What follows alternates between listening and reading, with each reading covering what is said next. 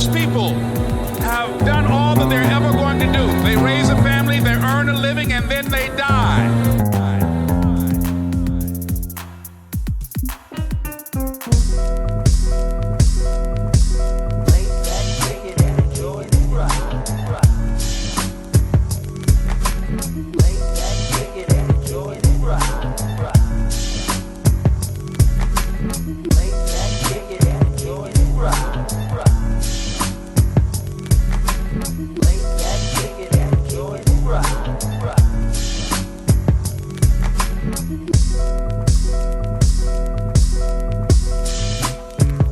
Hey everybody, welcome to Just Kicking It with Ramsey. I am he with whom you kick it, not the one with whom you kick. I have with me our residential expert on a whole bunch of shit.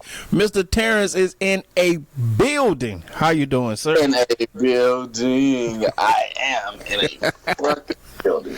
Hey man, listen, we have an interesting show tonight. All right, on the main event tonight, we're going to be discussing addressing the hate.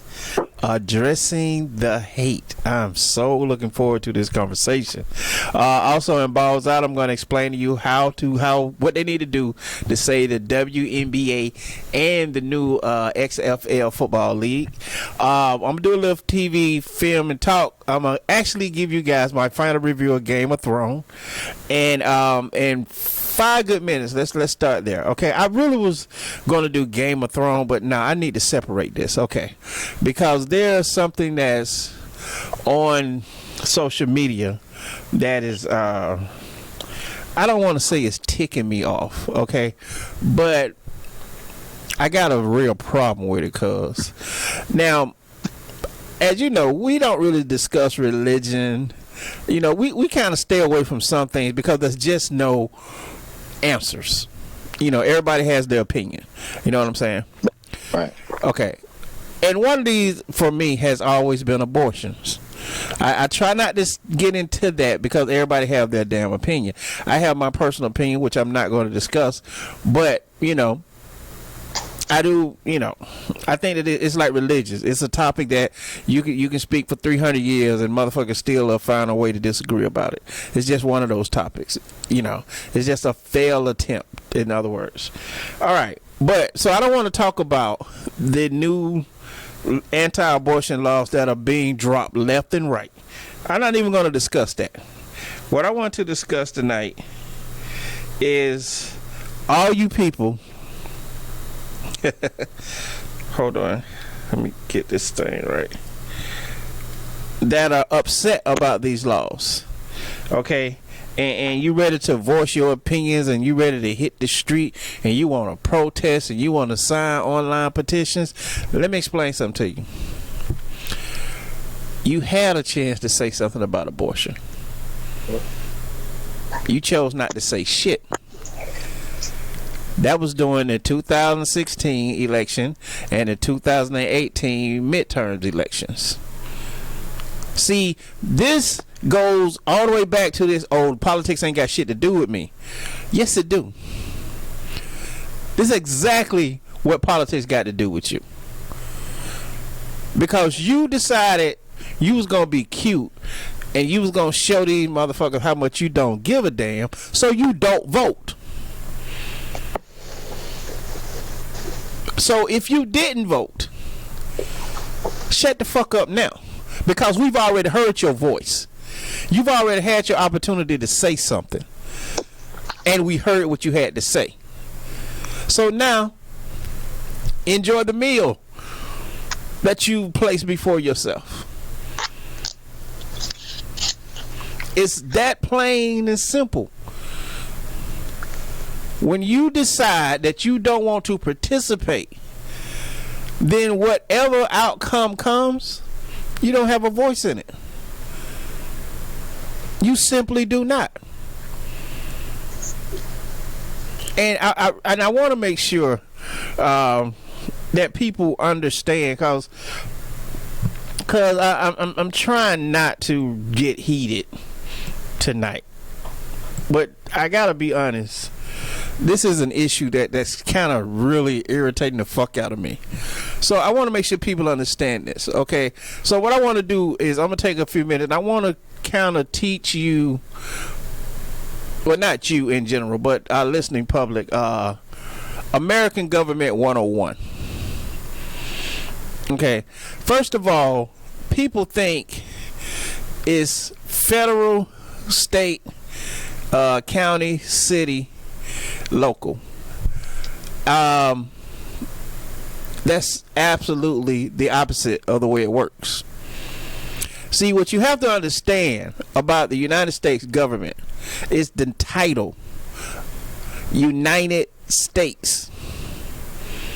Okay? What they're doing now with abortion is the same thing they're doing with legalizing marijuana, and the same thing they did concerning oh man, it was just on the tip of my tongue. The same thing they did with legalizing marijuana, and the same thing they did with the health care. See, the federal government is like a big brother. Not in the sense of Republicans, well, oh, big brother's watching over you and he's trying to dictate your life. No. He's more of a big brother that you can get a loan from. You know, if you Georgia and a hurricane comes and wipe out your whole damn coastline, big brother throw you a couple of dollars to help you get that shit fixed. But government, the power of government is local. The enforcement of government is national. Now, what I mean by that is this. If you go back and look at the civil rights movement, when the local government passed laws, or the federal government passed a law, and some local organization said, fuck that, i.e. first black child in a white school, they sent in the National Guards, not the local police. So you have to understand that this shit works because of the system. And the system start local and expand. It doesn't start in Washington and come down. So when you don't vote locally, you really are not using your fucking powers. And that's what you guys did these last two elections. That's what you did. And now you're seeing the results of not taking your ass to the poll. And you want to bitch about it. You don't get to play that game. Everybody's mature enough to understand that if you don't vote, then you have no say in who take that seat. So you think that, are you saying that all of these laws being passed about abortion are being passed locally at the state level? Right. All of these laws that are being passed are a result of our lack of participation in the voting process. Right. When it comes to, but I mean, yeah. But you don't know what a candidate, even if you go pick a candidate that's seemingly perfect, you don't know what that candidate's motivations are towards an issue like abortion. You can listen to what they say, but you know, when the pressure's on, that's when you find out who a person really is and what they're really about. Okay, here's my answer to that. Okay, I've stopped, I guess about 3 years ago, I stopped simply voting Democrat because I found out I'm not just a Democrat. I'm a registered Democrat. Mm-hmm. But there's a lot of shit that I agree with that's on the other side. So when I'm looking at an election, I'm looking at all the things that matter to me and how each and every damn candidate fits into that. Now, with that, like I keep telling people, the reason I'll never be a Republican is because of the base philosophy of the party. And the base philosophy of the party is the less government you have, rich people gonna take care of poor people because rich people want to stay rich. And that's bullshit, because if that was the case, Walmart and McDonald's wouldn't be paying motherfuckers a minimum wage. If it was all about looking out for the worker. See, that whole logic just doesn't make sense to me. So I could never vote Republican. But I knew that abortion was on the agenda for Republicans ever since Obama ran the second time. So see, to me, this is not a surprise, because I understood what the party's position was on this issue. You know, the saddest thing to me that I've seen looking at this, and I haven't studied it in depth at all, but to make the abortion of a child that is the result of a sexual assault or rape, to make that abortion illegal, that is almost just like legalizing the fucking rape. Listen, I totally agree with that.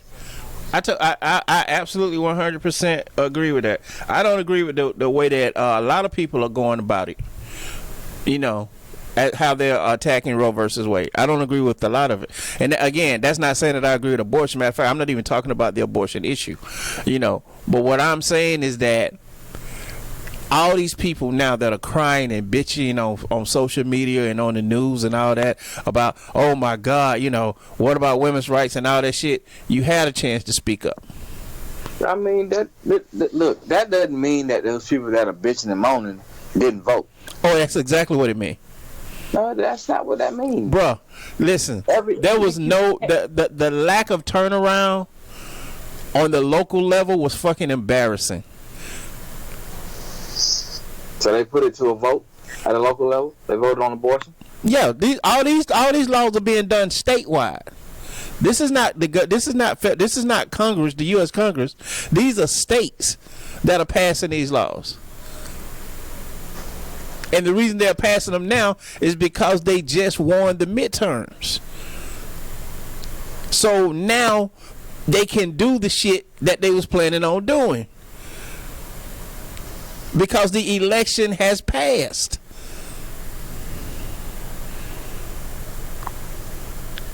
And see, that's why I'm saying now it's too late. If you felt this way about this issue, then you should have voted based on how you felt.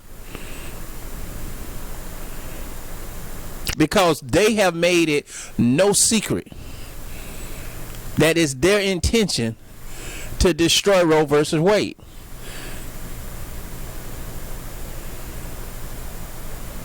Among others. Among other things, yeah. So that's what I'm saying now. When I see people all on, oh my God, what about women's rights, and how can a man decide what happened to a woman? I'm like, you know what? You spitting in the wind. You running the damn race when everybody don't pass the finish line. Because there was the door, there was the window, there was the opportunity for your voice to be heard. And you didn't say shit. And the difference between the presidential election and local election is all about the number. There's no electoral college. It's all about the numbers. Like another issue that got through was what's the word voter gendering, where they're breaking down these districts. That shit failed. All the black people that complained about that shit It failed because you didn't take your ass to the poll. So now, next election, they can do the same shit they did the last 3 elections. Because all we want to do is bitch and moan.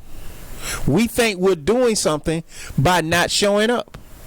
And that's what I keep telling people. Politics matter. This shit matters. And now you see how it matters. Because now you really get to see the shit. These motherfuckers told you what they was gonna do, and they're doing it. This was no surprise. This is why there was such a hot debate about who Donald Trump was putting in the Supreme Court. They are setting it up to get rid of Roe versus Wade. Oh yeah.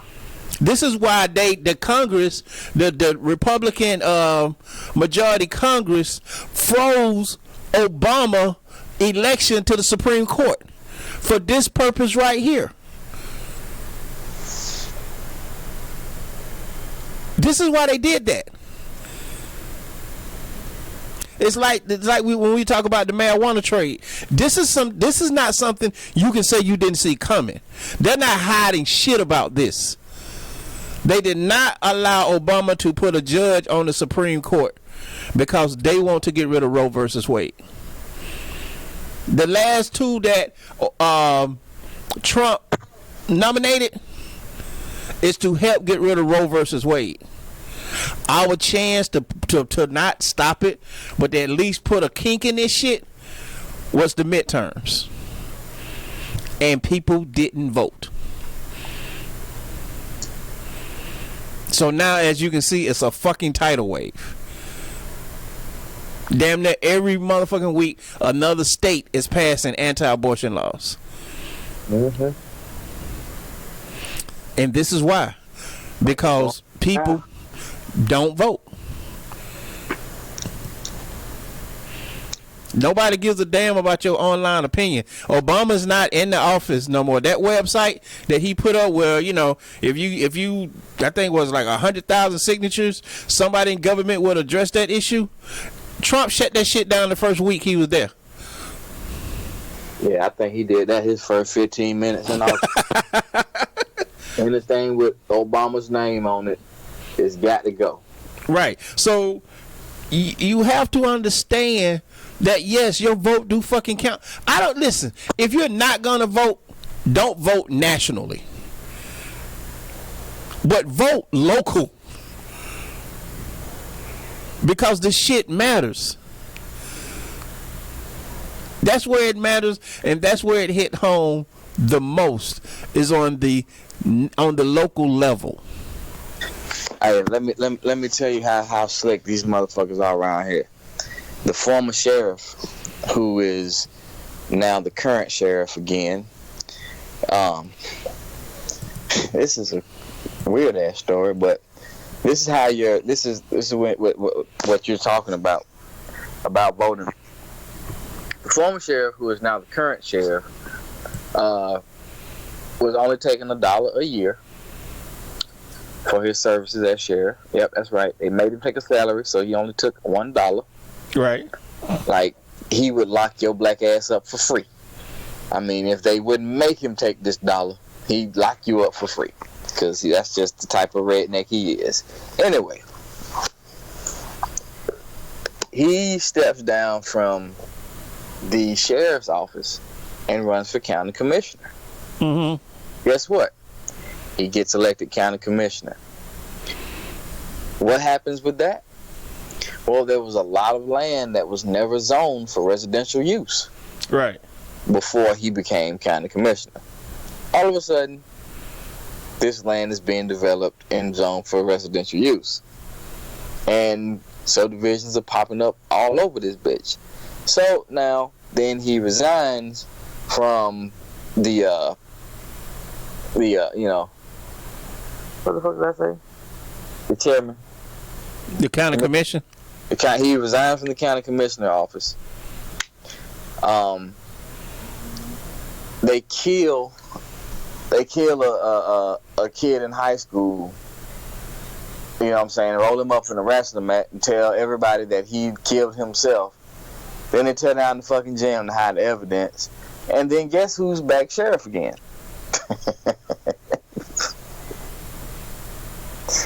The same guy. Same guy. But now he is the proud developer of 3 very high-end subdivisions, where before there was no zoning for residential property. Right. But the people voted him in for him to do that shit. And he went in and did exactly what the fuck he wanted. And then he stepped down and then went back to doing exactly what the fuck he wanted before. And see, that's what I'm saying, is that, see, like one show I've always wanted to do, and I'm just gonna have to figure out a way to get this shit out. Is one of the shows I want to do is called State Your Position, and what this show would do would take one topic, and if y'all steal this shit, I'm gonna sue the hell out of you and then beat your ass, and I mean that person. I mean, I every word I just said I meant. But here's the thing: what this show would do would take one topic, and it would give a Republican and a Democrat a representative, not just somebody off the street, somebody recognized by each party, and the opportunity to discuss how they feel, their party's position on that issue. And after that, then we will have like a town hall open forum where people can ask questions. The point of the show would be to make sure that after that show, everybody not only understand that issue, but they understand how each major party feels about that issue. See, like that was one of the one thing, man, I had to drag my mama kicking and screaming was politics. Because she had that mentality. Oh, it ain't got nothing to do with me. They're going to do whatever they want to do anyway. You know, and I used to explain to her, like, Mom, it does affect us. You may not see it today, but you will see it. Like they was just celebrating last week, talking about the number of the number of people, I think it's between 20 and 40, has dropped that are now uninsured. You know, because they stopped the mandatory insurance thing. Okay, but what they don't understand is that when these people, if she's not insured and he's not insured, then the kid's probably not insured. So when some shit jump off and they rush into the emergency room, you're still footing that damn bill.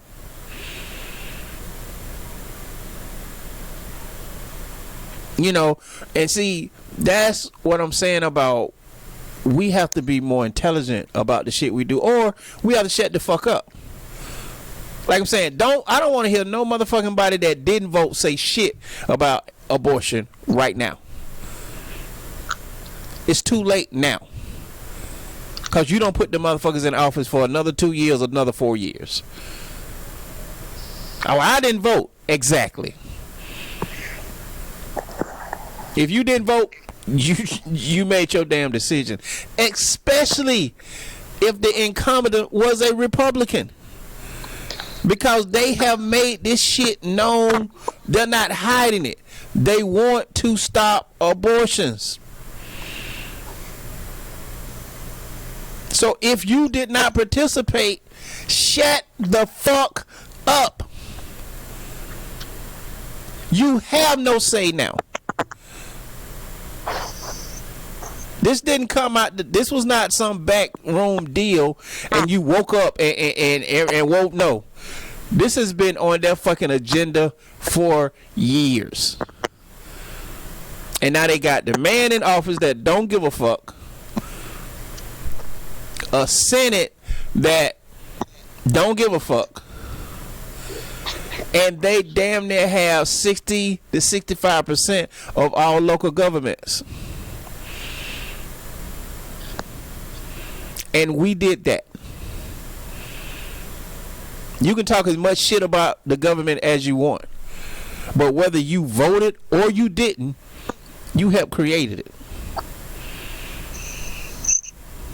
All right, we're going to take our break right here, and we're going to come back with Balls Out, where I'm going to explain tonight how to say the WNBA as well as the new, XFL Football League. This is Ramsey. This is Just Kicking It. We'll be right back.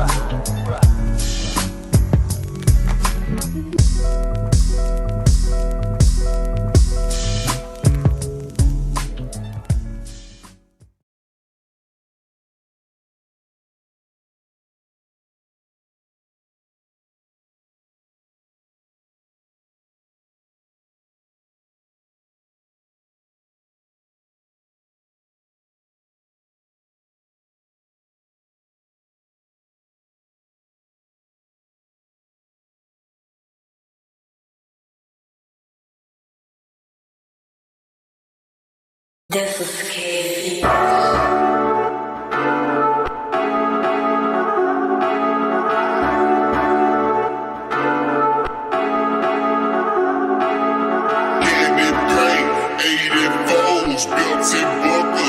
Cause we cruising in that. You know we riding with that. Cause we cruising in that. You know we riding with that. Cause we cruising with that.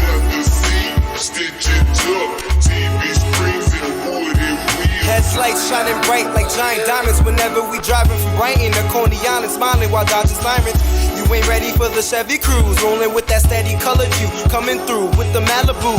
My whip's an art exhibition in good condition, permission's a precondition. Put the key in ignition. I'm bringing the definition of class back, cruising down the Ave is bringing you flashbacks.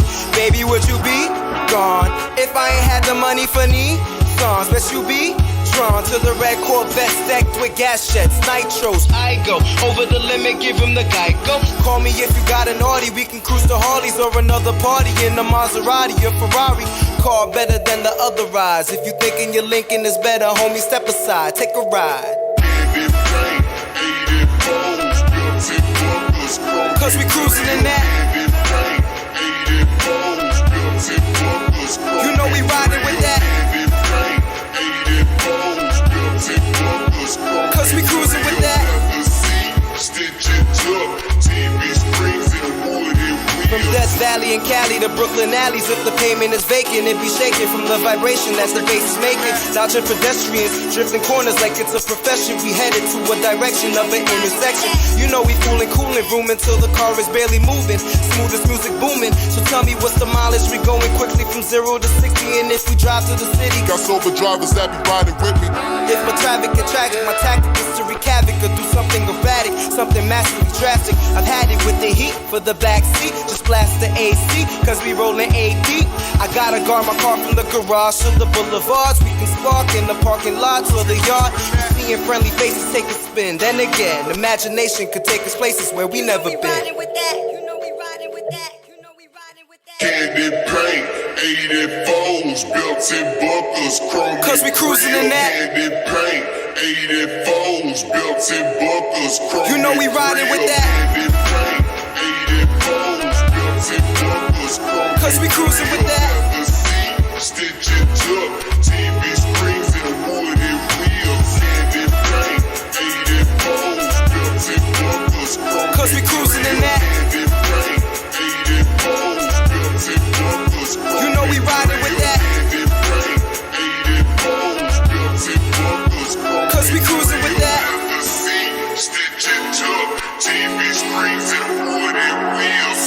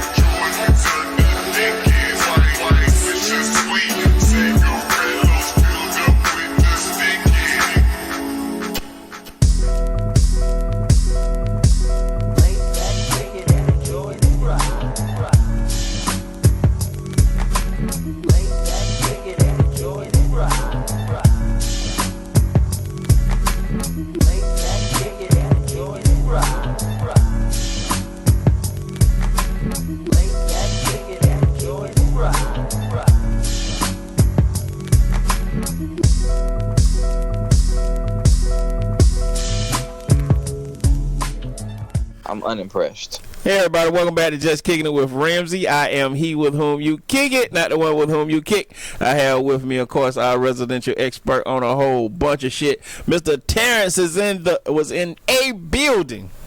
I don't know exactly what building he's in, but he's in a building, or so I've been told. That's the rumor.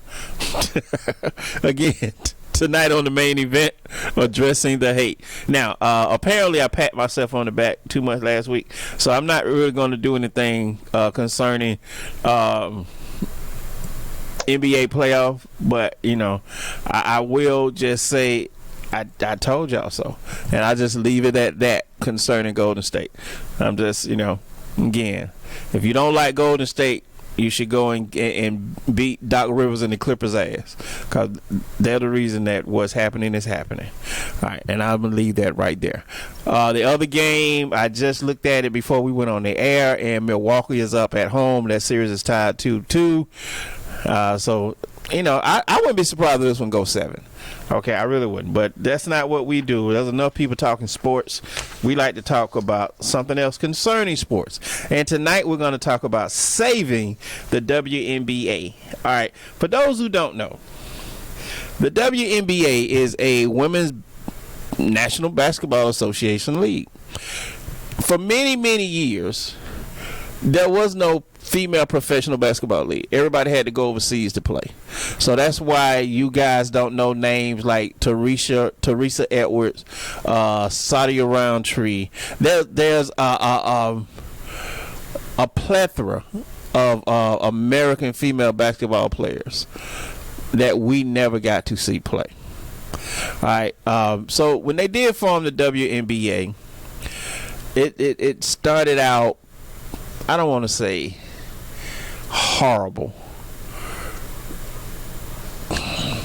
Well, I don't want to say horrible, but I mean, well, what exactly are you gonna say then?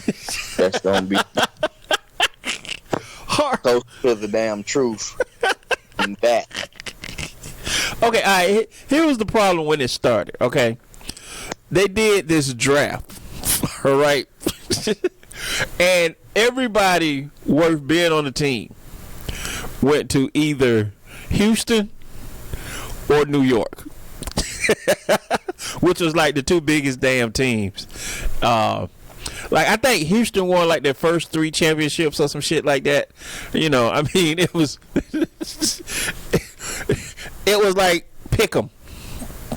You know, like it was just awful. Okay, it was Houston and New York and everybody else, and in Houston was like Golden State versus Cleveland Cavaliers. It wasn't when it came time to the ball. It was not even close. All right, so at some point the NBA got involved, because at first it was, even though it was the WNBA, it was kind of ran, you know, on its own. And they're trying their best to keep it afloat. That's what they're trying to do. They're trying their best to keep this thing afloat. They just brought in a new commissioner who I don't understand. If the WNBA is standing on its own, I don't understand why she got to answer to Adam Silver, who's the NBA commissioner. But she does. I don't get that. Is a commissioner boss? I mean, maybe they changed the definition. I don't know. All right. But anyway, the WNBA is struggling.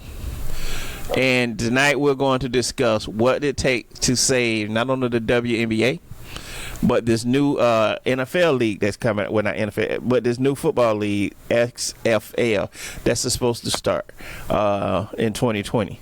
Now, the first thing that I got to say, and I mean no disrespect when I say this, but again, I'm just kicking it. I'm gonna be fucking honest. The first thing they have to do, they got to teach these ladies how to play basketball, and I mean the fundamentals.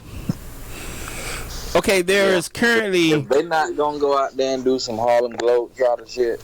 No, bro, I'm not even talking about Harlem Globetrotter shit. But I'm just saying, if you're not gonna entertain me with some antics, I need to see a whole game. Well, see, this is what I'm saying is the first problem that they need to address. There are 12 teams, 14 players on each team. You do the math. But of those teams, there's probably, I'm being generous. Yeah, if you say 2, you're lying. No, there's probably 10 ladies in the entire league that can ball. I thought you was finna say 2 on each team. No. I was finna say you really reaching. No, there's probably about 10 ladies on the entire that's in the entire WNBA that can ball at a professional level. And what I mean by that, I'm not saying these ladies can't play basketball. I'm saying when you say professional level, what the I'm only thing you mean by that is getting paid. That's the only difference between playing college, which would be well, hell, that ain't even semi-pro, because even semi-pro gets paid. No. What I'm saying, okay, let me explain what I'm saying. Okay, like, and I've said on the air before, I did not understand the difference in basketball until this guy came to the school I was at, and we was out there shooting, and he played like Division III ball. I mean, it was not a big damn school at all, you know, and nobody on the fucking court could stop him. Nobody could stop him. I mean, this motherfucker was shooting Jay like he was Larry Bird. I mean, this I mean, to the point where motherfucker was like, you know, we should just all get together and whoop his ass. I mean, who the fuck you think he is coming out here shooting and shit? Right. And it was a black school, and he was a white guy. Matter of fact, he looked like Opie with like a Archie haircut from the comics. I mean, this was just a white, just as white as it get. He was a white guy, but nobody could fuck with him on the court. And he went to a Division III school. He said he was not good enough to go to a Division I school. And that's what I'm saying when I say on a professional level.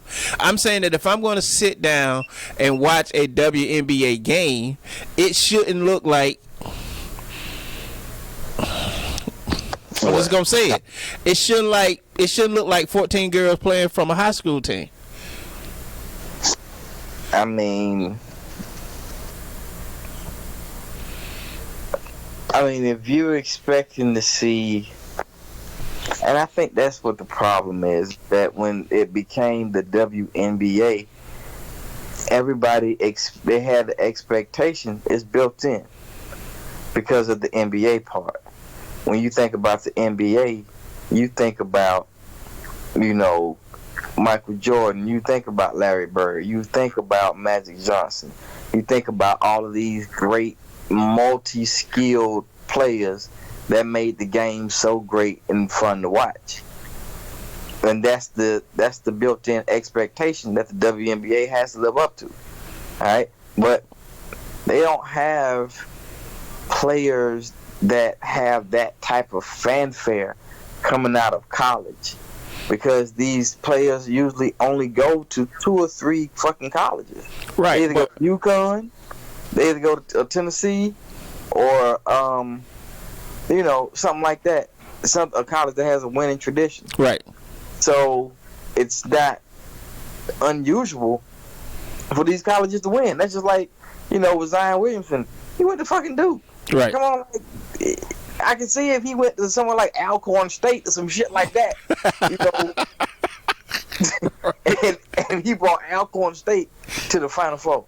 Right. You know, that's something to talk about. But you went to Duke? Come on, bro. They still got Coach K. This nigga been there for like 100 years. Right. And then you was part of a senior class. So, I mean, a freshman class that was fucking outstanding.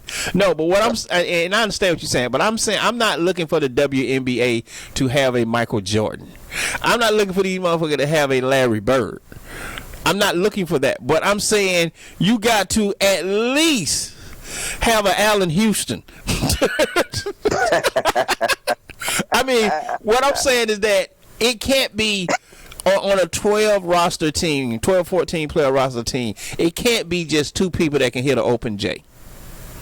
Yeah, and that don't mean they rolled up the J and passed it around, and like a whole jump right. shot. It can't be just one person on the entire team that can fucking dribble and pass the ball.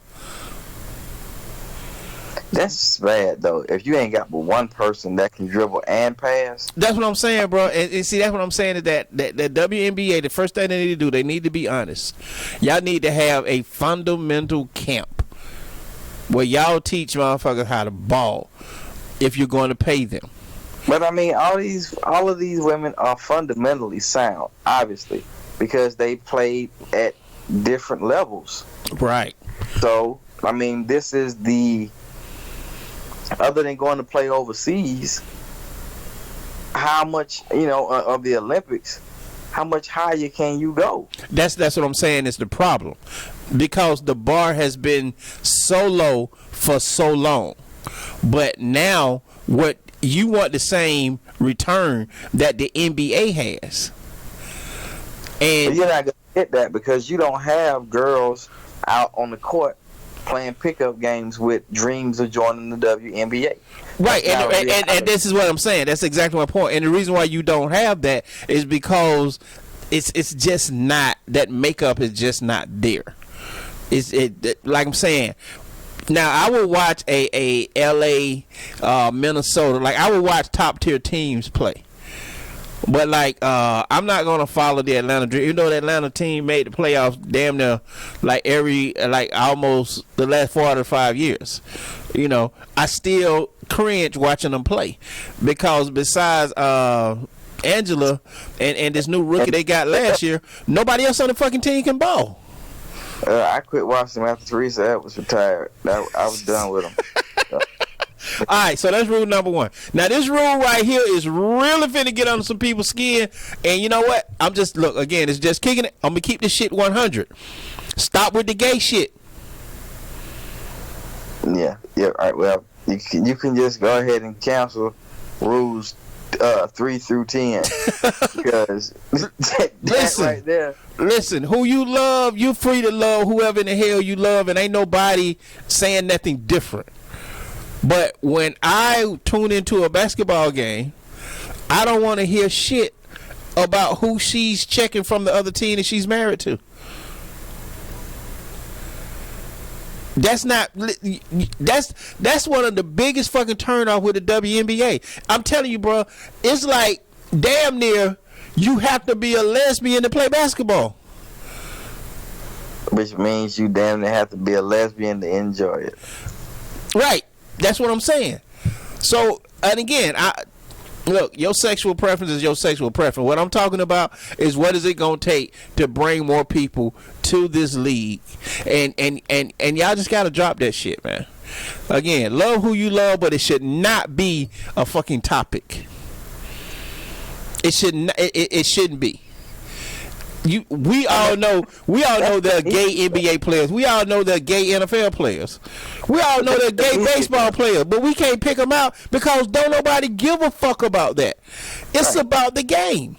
But that's the media doing that though. That's not something that the players can control. This is what I'm talking about. I'm talking about the league in general. They need to shut that shit down. They need to cut that shit out. Okay. You can't shut the rumor mill. They what? Name one rumor mill that's been shut down. It ain't about the rumor mill that's gonna be shut down. What I'm saying is this shit was said live during a game. That's what I'm talking about. It's when it's celebrated openly as part of the league. Because but hold on now. Because they do the same shit when they talk about Tom Brady and his beautiful wife Giselle, blah blah blah blah blah. Because they're fucking famous. But like I've said before, bro, I don't give a damn how you paint it or push it. This is a heterosexual society.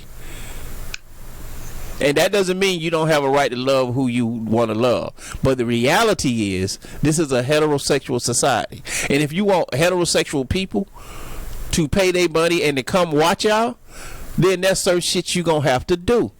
But you not, at the same token, you got homosexuals that want to be acknowledged. It ain't listen, acknowledge, look, you acknowledge and you love who the fuck you want to love. But again, if you want the WNBA to come up the way y'all want it to come up, there's some shit that need to take place. All right, now here's the big issue, and I'm gonna have to go over. That wasn't it? No. Here's the big issue.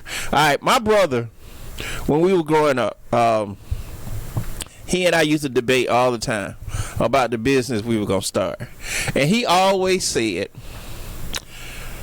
"I'm gonna open a liquor store." And I was like, "Why in the world would you open a liquor store?"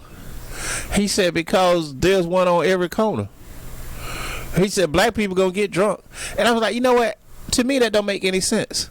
If you see that there's a liquor store on every corner, why would you open another one? That's just illogical to me. If that's just a saturated market, like I tell people about going to Atlanta to get a record deal. 15 years ago, maybe. The word is out. It's no longer secret. Everybody's going to Atlanta for music. Either take your ass to Orlando or Memphis is always hopping. See, a lot of people don't know that Memphis is hopping for black music. They always have been. Always have been. Atlanta is done. If you're not in, you're not getting in. And why am I saying that? Is because that's the problem with the WNBA, and this is where the XXL come into play too.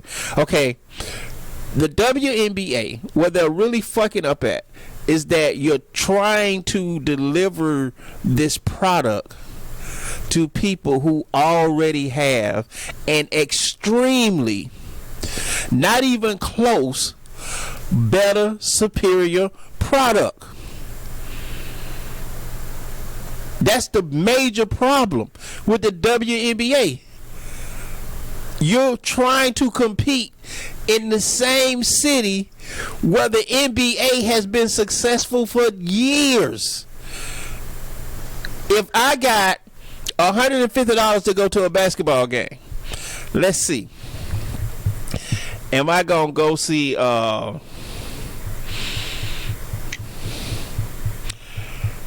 let me think about this.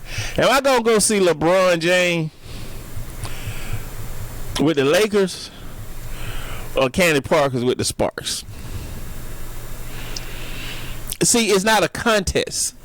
I mean, that's not even fair. Exactly. For you to, and Candace Parker is a superstar in her own right. Exactly. And that's the major problem with the WNBA. You are in, okay, now there are 12 teams in the WNBA, and this, we did some research today, and I want y'all to, these are the 12 teams: the Atlanta Dreams, the Chicago Sky, the Connecticut Sun, the Indiana Fever, the New York. Okay, all of these, the Dream, the Sky, the Sun, the Fever, all of this shit sounds like it's a symptom. But go ahead. Okay. The New York Liberty, the Washington Mystic, the Dallas Wing, the Las Vegas Aces, the Los Angeles Spark, the Minnesota Lynx, the Phoenix Mercury, and the Seattle Storm. Now, of these 12 teams, only 2 of them do not have an established basketball team already there. Let me say that again. Of these 12 teams, only the Connecticut Sun and the Las Vegas, 3. The Connecticut Sun, the Las Vegas Aces, and the Seattle Storm are the only teams that don't have an NBA team in the city. So you mean to tell me that they gonna draft directly from the college, huh? I understand the philosophy behind it. If the NBA is hot in Atlanta, then the WNBA should be hot in Atlanta. But your product doesn't come close to the NBA.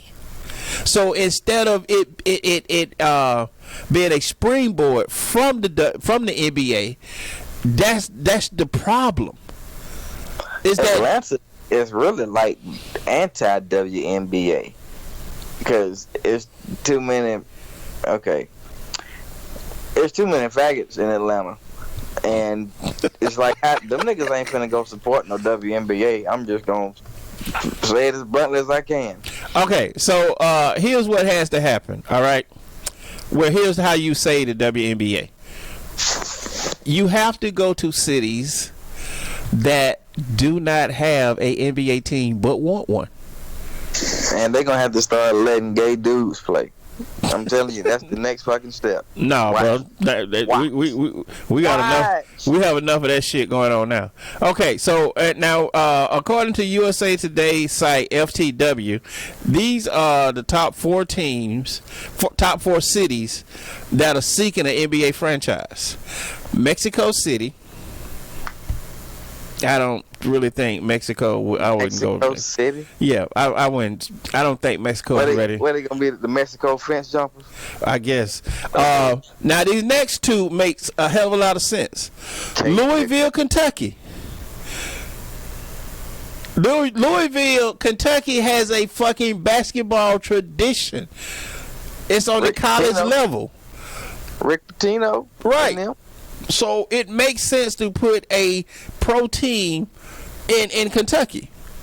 And there isn't an NBA team there. So you would have that whole base to yourself. Kansas City, Missouri, the same thing. You would have that whole base to yourself. Now the last one they have on here, now they had a long list, but like most of them already, like they had like New York and San Diego. I'm like, well, there's already fucking teams in California and New York. The last one that I wrote down was Vancouver, Canada. Now, here's the thing about Vancouver, Canada, is that they already had the Memphis Grizzlies started there. So that didn't work out. But that's the way you say the WNBA. You get them out of NBA cities. You put them in a position where they can stand solely on their own. Where they are the center of it. Like I keep telling people about Jacksonville. Jacksonville is one of the biggest supporting town when it comes to football. You know why? All they have is the Jaguars. We'll be happy to support anything other than the Jaguars. Time. No, because they have the AFL team has won like 3 or 4 fucking championships. Nobody in Jacksonville know about it. The Sharks have won like 3 or 4 titles. Nobody knows about it. The Jacksonville Giants, the semi-pro basketball league, I think they damn near went undefeated one year. They got 3 or 4 titles. Nobody knows about it because it's not on the pro level. So that's what I'm saying that the WNBA has to do. You got to get out of these NBA cities because you can't compete. Even though the Hawks are sorry as fuck. If my choice is between the Hawks and the Dreams, I'm going to see Trae Young play. And that's the same thing that's going to happen with the XFL, because here's the 6 teams, 1, 2, 3, 4, 5, 6, I'm sorry, 7 teams that they're starting the XFL with next year. Now let me know if these cities sound familiar. Okay, Dallas, Houston, that. New York, Houston?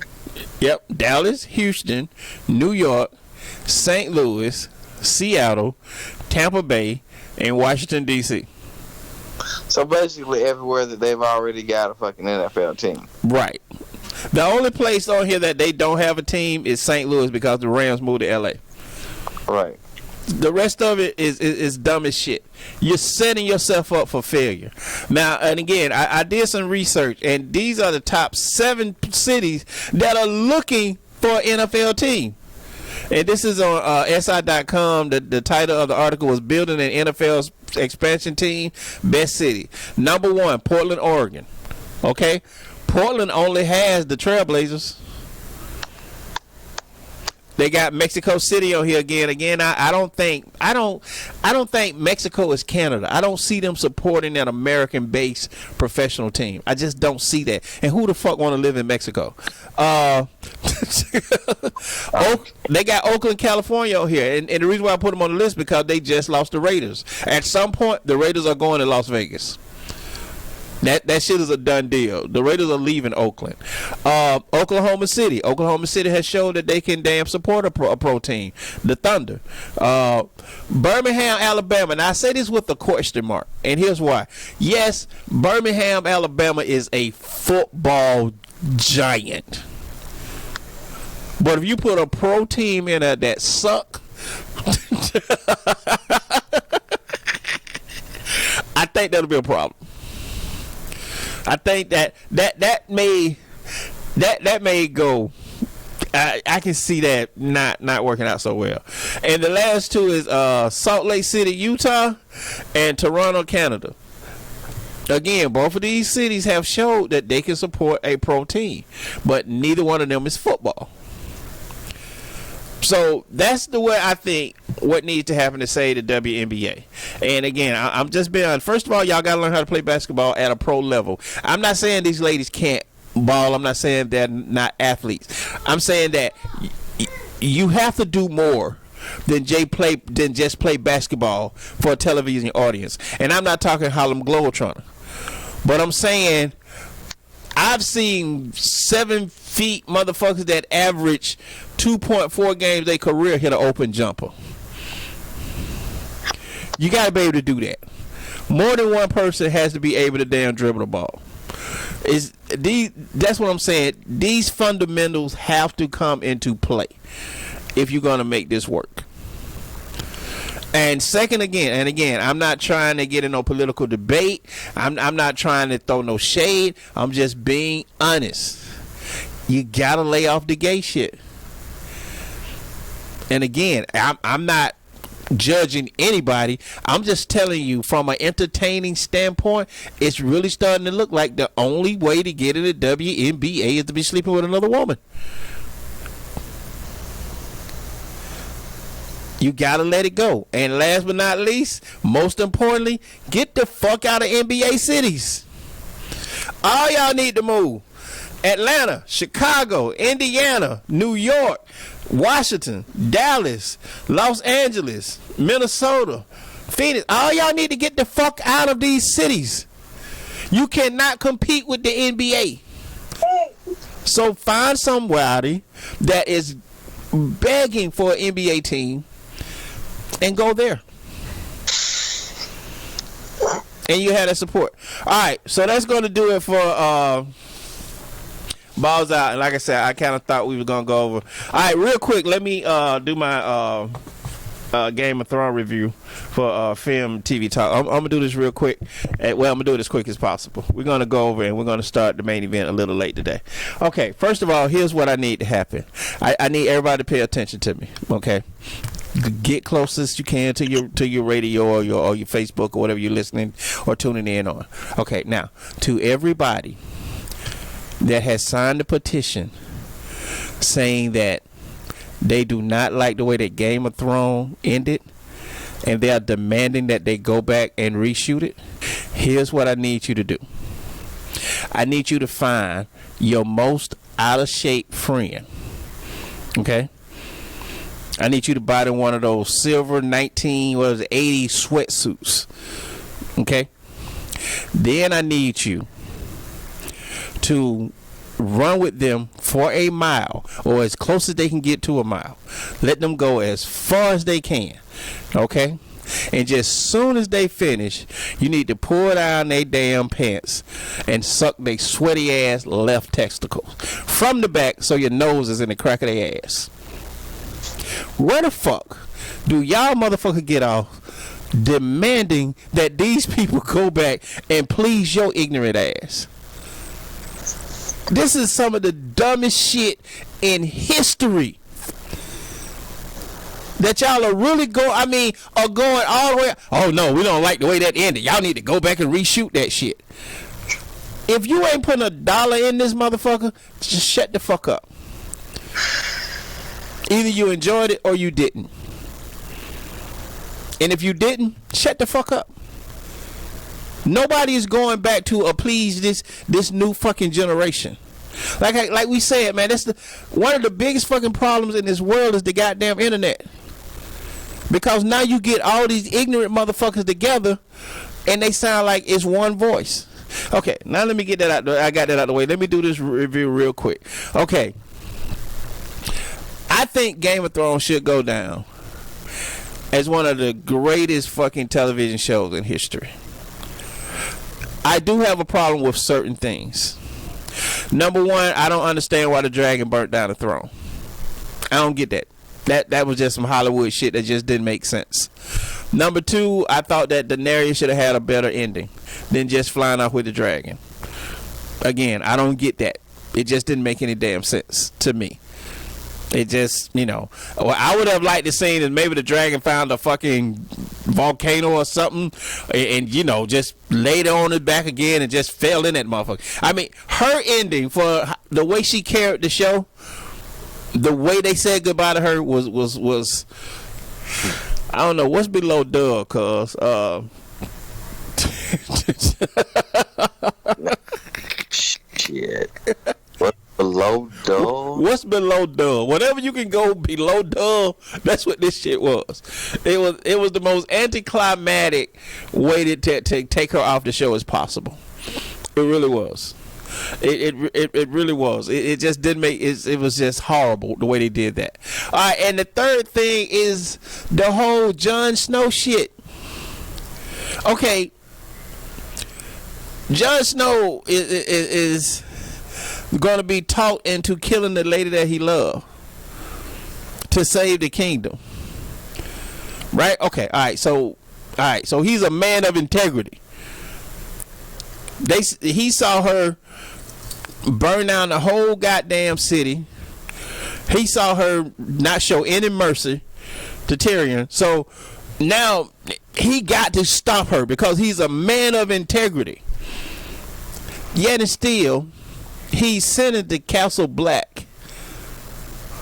But in the last scene, he's leaving Castle Black to go live among the damn wilderness people. Where the fuck did the integrity go?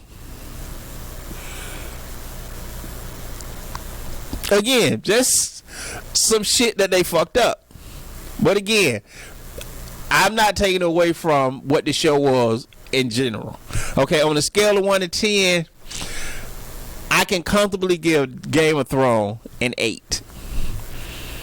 On a scale of 1 to 10, I say it was as far as a series, the complete series, I give it an 8. The ending, like I'm still pissed off about the whole Night Walkers or whatever the fuck they was called. For 6 fucking seasons, everybody's scared of these motherfuckers, and y'all killed them within one episode. That was worse than when the dragon burnt down the damn wall that's been up for centuries in 30 seconds. It's just and again, I understand there was some production issue because HBO is like, get the motherfuckers out of here. I get that. But yeah, y'all should have fought hard for a few more things. So like I'm saying, I'll give it an 8 out of 10. I think I did enjoy this overall story. Like a lot of people, I'm not happy, I guess is the word, with the way certain things ended. Like Jon Snow killed her because he knew that she would kill him because he was supposed to be king. So when they all got together after he killed her to announce the king, it was his brother, not him. It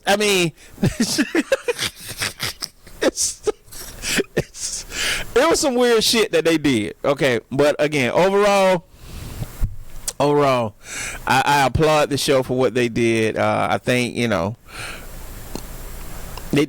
they did a decent job. But again, to y'all motherfuckers sitting here actually writing and demanding that shit go back and Jon Snow is the king and now that bullshit, I'm serious. Find your most unhealthy fan, have them sweat as hard as they can and lick their left testicle from the back. Alright, so with that being said, we're gonna come back with the main event. This is Ramsey, this is Just Kicking It. We'll be right back.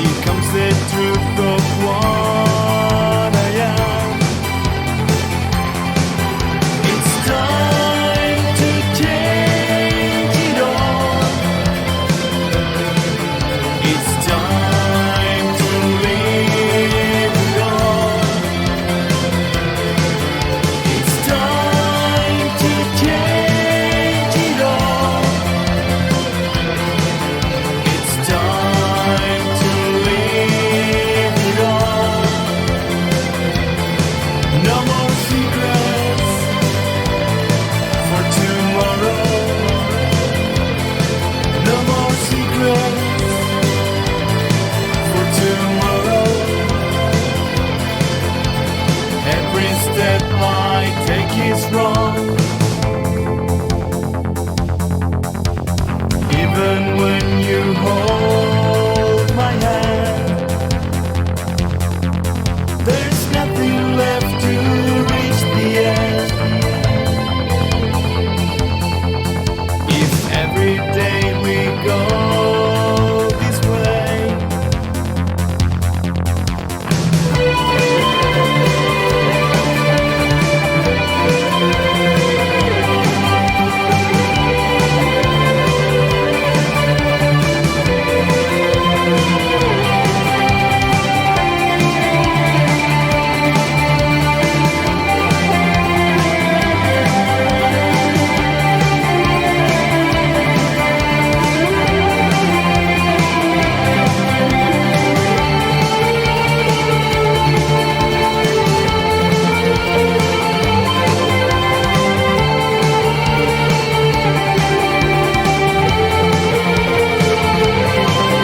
I have to leave these years behind. Even if I die tonight, 'cause you never ever cared for this,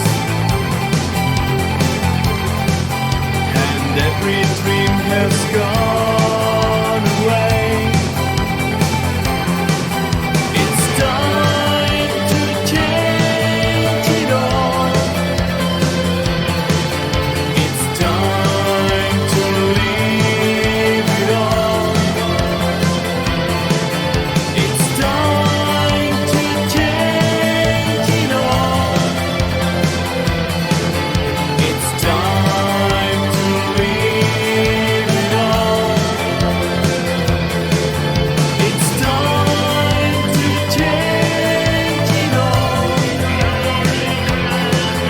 It's time to move on.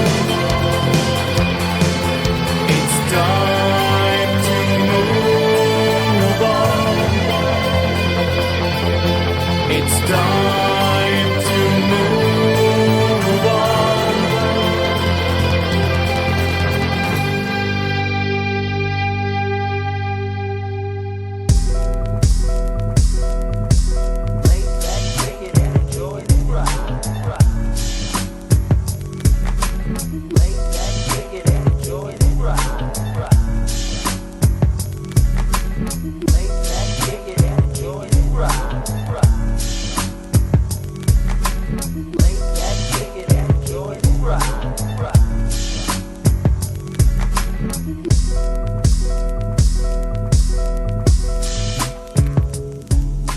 Everybody, welcome back to Just Kicking It with Ramsey. I am he with whom you kick it, not the one with whom you kick. And I have with me our residential expert on a whole bunch of shit.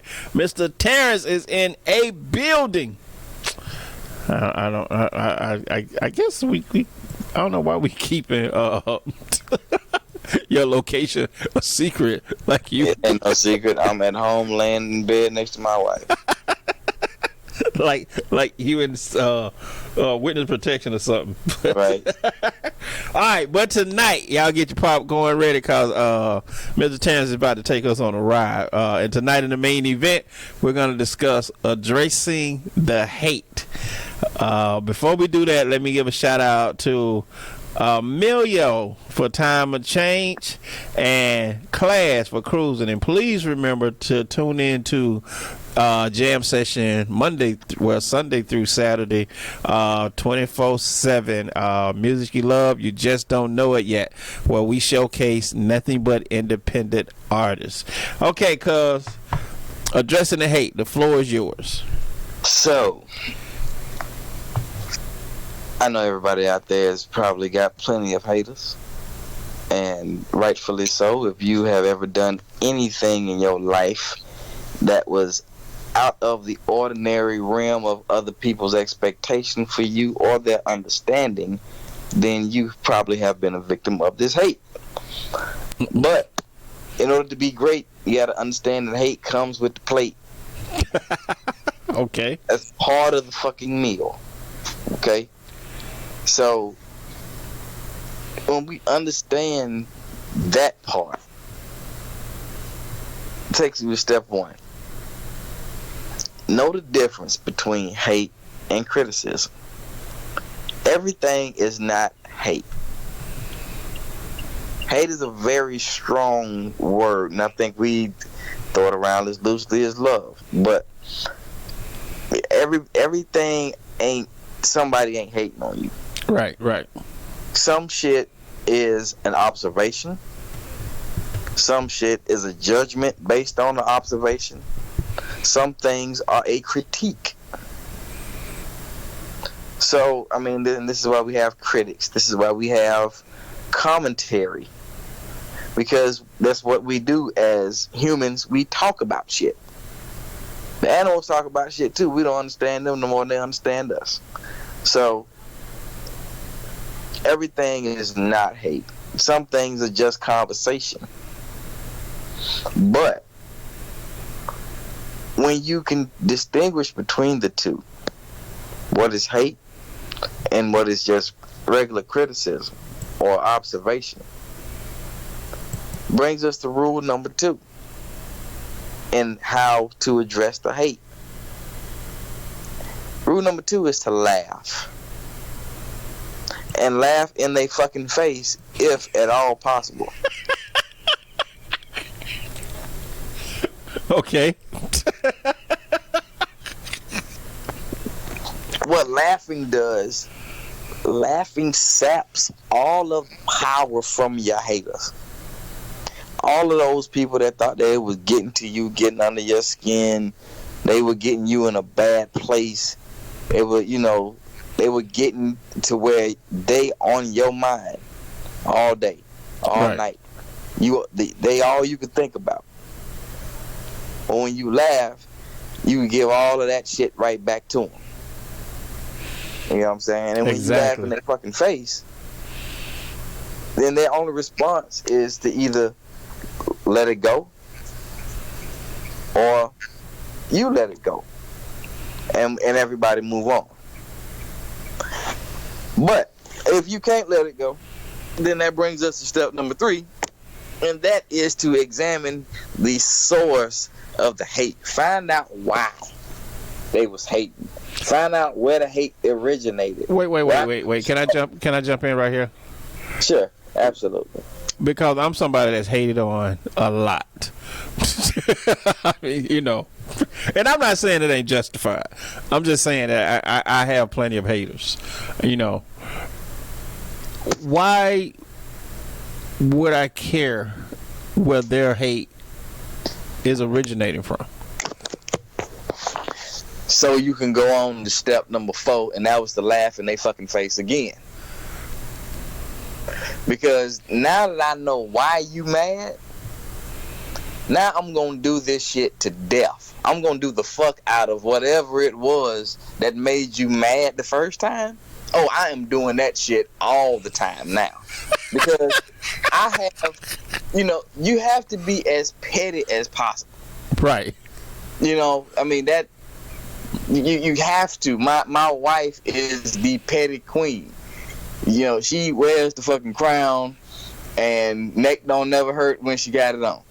So, and look, I ain't too far behind her. I done had to tell some motherfuckers some shit straight to their face, because I said behind your back when you standing right here. Exactly. So, I mean, I really want you to understand this, how we really feel about you. So, I am one I like to address the hate head on. But I love to be able to laugh in your fucking face. Because to me, that laughter, no matter how much that little hate may have just got under my skin, just even for a split second, that laughter takes back all of that fucking power you thought I lost because you was hating. And it makes it makes that hater powerless. Okay, I would say I get that part, but I don't know. I guess I'm just saying that Well, you know what, and then again, I think I may be misrepresenting myself, because most time I know why motherfuckers hate me. Right. You know, I just You don't have to try to figure out right why a person got some kind of animosity towards you. It would be pretty clear cut, especially in your case. You know what I'm saying? right. I don't mean. Yeah, I meant just what the fuck I said, especially in your case. But I'm saying I can't argue. And I know what I'm saying, when you good at what you do, that automatically garners criticism. That automatically garners skepticism. That eventually evolves into hate if it's unhealthy. Right. You know, a lot of people got a lot of unhealthy energy. They got bad energy anyway, so they can't help but to hate. They can't even, they can't observe some shit without having something negative to say about it. You know what I'm saying? Right. That type of energy, that's just, that's a whole different show. But you don't want to assume that the world is full of people like that, because we all have to be critical. Every decision is a critical decision. Right. So, especially when you're at a certain age and you're at a certain point in your life, every decision is critical and every decision counts. You know what I mean? Everything counts. And when it counts, you have to be accountable. So, you have to also be accountable for the type of energy you bring around in your aura. And if that type of energy seeps in, it can damage you, it can destroy you if you let it. But if you laugh at it. Okay, let me speak for the and this is gonna sound arrogant as fuck, but this is a genuine question. Okay, me and Tiffany just had this conversation yesterday. What if you're like me? I find myself the center of attention even when I'm not trying to be.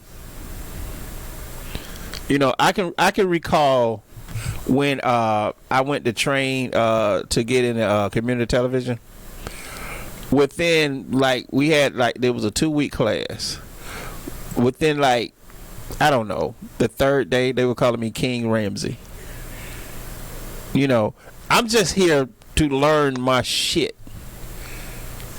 So how do you address it when you're not, like I'm saying, I could shine on motherfuckers and I don't. You never hear me, this is the way I deal with shit that I don't agree with. I would support somebody's project and I would support them, but if I don't like the project or if it's something that I'm not about, I don't support the project. You never hear me talk shit about them. You know what I'm saying? You never hear me criticize. If somebody comes to me and say, well, Ramsey or so-and-so said this, I'm like, well, that's how you feel. I'm not going to, I may address it with them, but I'm not going to, get into some he saying you running back and telling them. So what I'm saying is, how do you address the hate when all you doing is living your life? You're not even, I don't drive with rims on my car. You know what I'm saying? I ain't trying to shine on shit. So how do you address the hate when it's just there naturally? I mean, because I deal with the same shit, I know exactly what you mean, where you're just there to do your thing. You're not even concerned with how somebody else is doing their thing. You're just there to do your thing. Right. And doing your thing, being focused on your thing, being so focused on your thing, and then the results are what generates a lot of the inquisitiveness. But it's because of the prideful nature of men especially. Instead of me asking you how you did that, shit, I can do that shit myself. Fuck it, this nigga can do it. Blah blah blah blah blah. And then if I can't, then somehow I have to find a way to diminish how you did it. There's got to be some weird, far-fetched, some kind of astronomical anomaly had to take place in order for you to be able to figure this shit out. But because they can't do it, then you start to get a little bit of animosity. So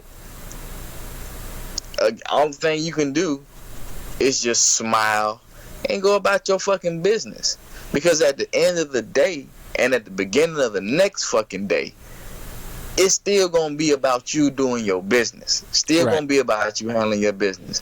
Fuck what they say. Right, because honestly, man, like that has been, to me, the reason why I have a fucking attitude is because, and I'm just being 1,000 with it. I'm not doing shit.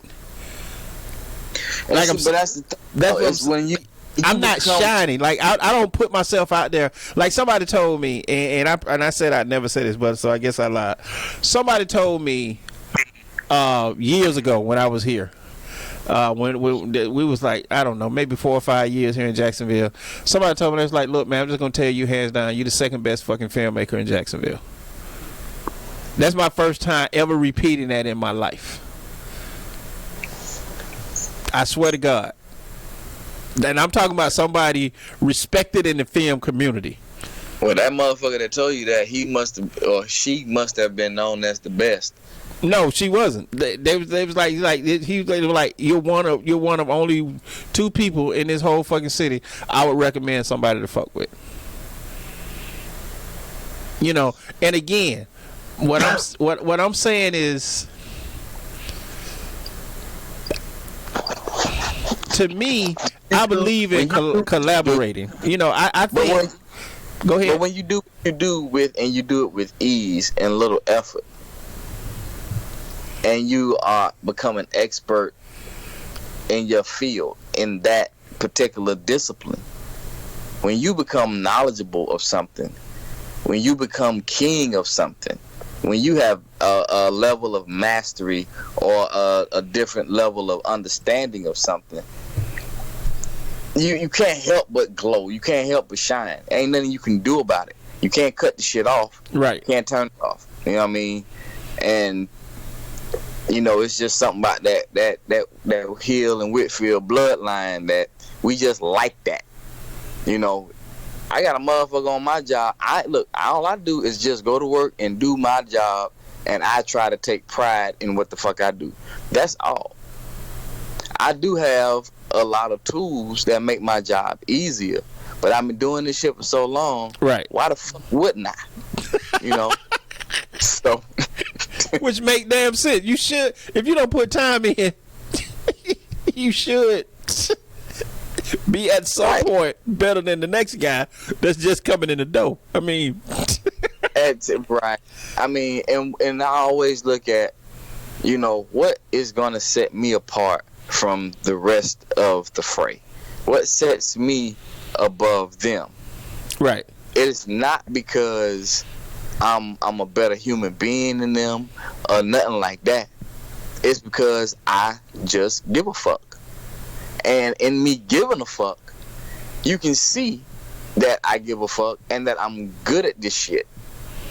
And the people that are not as skilled, their work don't compare to another motherfucker that's looking at it. It's like, okay, why don't your shit look like his? Right. Oh, and here comes the hate. Well, his work don't look like mine because maybe he having a bad day. Maybe having a bad week. Might be having a bad fucking 5 years. Who knows? But it's just one of those things when you set yourself apart by setting standards and becoming the standard. Right, because that's my whole thing. Like I say all the time, I don't have a lot of money. So my greatest asset right now is my brand, my reputation. So because I have to protect my brand and my reputation, I'm going to move extremely fucking strategically. Right. I'm not going to spread myself everywhere and get caught up in shit. You know, like I've heard of motherfuckers fighting on damn sets and you know, damn, this person start fucking this person and you know, all kind of weird shit like that. I'm not going to get caught up in that shit, you know, but because that's my mentality, people take that to mean, oh, he don't want to fuck with us. And I'm like, no, I'm just protecting my asset. Oh, you think you better than us? Right. And I'm like, I don't think that shit at all. I'm just looking out for Spike Hill production. Right. And you trying to save you a little bond money and you know, That on part. the side. Yeah, that part. No shit. Just like I said the other night, you know, we went to this concert this weekend. Thought we were gonna go see the Wailers, and you know, some people don't know how to hold their liquor, Right. black and white. But these was white folks that didn't know how to hold their liquor. You know, they all offbeat, you know, to the music, and they just, you know, walking around and bumping into folks, and you know, you expect that at a concert, but it was really crowded, right? Uh-huh. So this lady bumped into my wife, spilled some beer on her feet, and you know, my wife done pushed the lady, and you know, we probably there about 15 minutes before it was like, all right, baby, you ready to go? And we were like, yeah. We were both in a full agreement that fuck the little $50 for them tickets, cause it's gonna cost a hell of a lot more to pay this bondsman to No bond doubt. out this motherfucker tonight after some shit go down. Right. And the way it's going, some shit is gonna go down in this motherfucker. because of her personality and mine. Right. You know, but everybody think I'm the bad one. She's way worse. Like several times over worse. Damn. You know. Yeah, what, baby? Sitting right here. Oh, yeah, she's sitting right here. But again, but I mean, that's, you know, understanding who you are. That's part of, you know, addressing that hate too. Because if you don't understand who you are in a given situation, then you're subject to react to that situation badly, and you respond to shit. And, you know, we are very reactionary type of people. Right. We wait for some shit to happen and then we react to it, and don't really think. You know, you don't really think things all the way through to the, you know, past what we can see right now. I get that. You know, like I said, my whole thing has always been, bro, I'm not the type of guy to, well, let me say this like this because I know who I'm talking to. Now, I'm not the type of guy. Well, I'm glad you put some disclaimer on that. I forgot who I was talking to. But no, I mean, you know, there was a time when rumors flew, and I'd come see you. You know, Right. there was some time that was some shit was said. Yeah, I got to come and address it. You know, I felt that way. You know, but then I realized that the shit that you do does not affect what I'm doing. You really, you know, it's almost like they said, I'm giving you power over shit that you have no power over. So, Right. you know, and I think that's the part that's what people don't understand about me when I'm talking about black people and racism.